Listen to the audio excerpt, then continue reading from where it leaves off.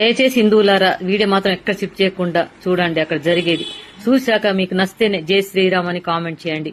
ఇది ఎక్కడో నాకు తెలియదు, కానీ ఆ కోతి చూసారా, తన బిడ్డ ప్రాణం పోతదనగా తీసుకొచ్చి ఎవరిని అడగాలో తెలియని మూగజీవి కాబట్టి ఆ తండ్రి శ్రీరామచంద్రుడి గుడికి వచ్చి ఎలా వేడుకుంటుందో చూడండి. ఒక్కసారి చూడండి, అద్భుతం జరుగుతుంది. దయచేసి వీడియో మాత్రం స్కిప్ చేయకండి. చూసిన వారికి ఆ శ్రీరామచంద్రుడు ఖచ్చితంగా తోడుగా ఉంటాడు. ఎందుకంటే అక్కడ జరిగే అద్భుతం, ఒక మూగజీవి ఎవరితో చెప్పుకోవాలో ఏమీ తెలియని జీవి తన బిడ్డను కాపాడుకోవడం కోసం తన గుడి దగ్గర తీసుకొచ్చి ఆ గుడికి ఎదురుగా పోయి ఆ గుడికి చుట్టూ తిరుగుతూ ఆ శ్రీరామచంద్రుడి గుడి దగ్గరనే నిలబడ్డ చూశారు కదా.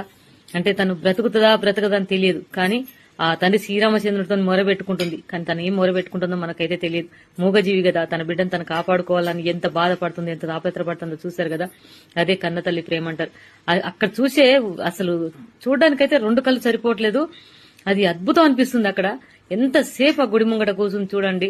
ఇది ఎవరు చేశారో ఇంత చక్కని వీడియో చేసి పెట్టినందుకు అతనికైతే చేతులైతే నమస్కరించాలి. ఆయన హిందీలో చెప్తున్నాను, నేను తెలుగులో చెప్తున్నాను. దయచేసి చూడండి. ఇంతటి అద్భుతము ఎక్కడ జరిగిందో తెలియదు, కానీ ఎంతో అదృష్టం చేసుకుంటే ఈ వీడియో మన దగ్గర చేరింది.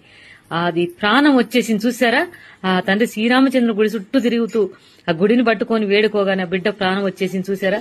ఇదే అద్భుతం అండి. నిజంగా మనిషి ప్రాణం పోతుందని కూడా జై శ్రీరామ్ జై శ్రీరామ్ అని అంటే ఖచ్చితంగా ప్రాణం తిరిగి వస్తుంది. ఒక్కసారి ఆలోచించండి. ఇక్కడ జరిగిన అద్భుతం చూస్తే నిజంగా హిందువులైతే చెలించి మనసు ప్రేమతోని ఒక్కసారి జై శ్రీరామ్ అని కామెంట్ చేయండి.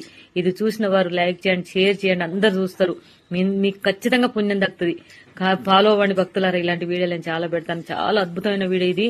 చూసి మనసు పూర్తిగా శ్రీరామచంద్రుని జై శ్రీరామ్ అని గట్టిగా అనుకోండి. అతను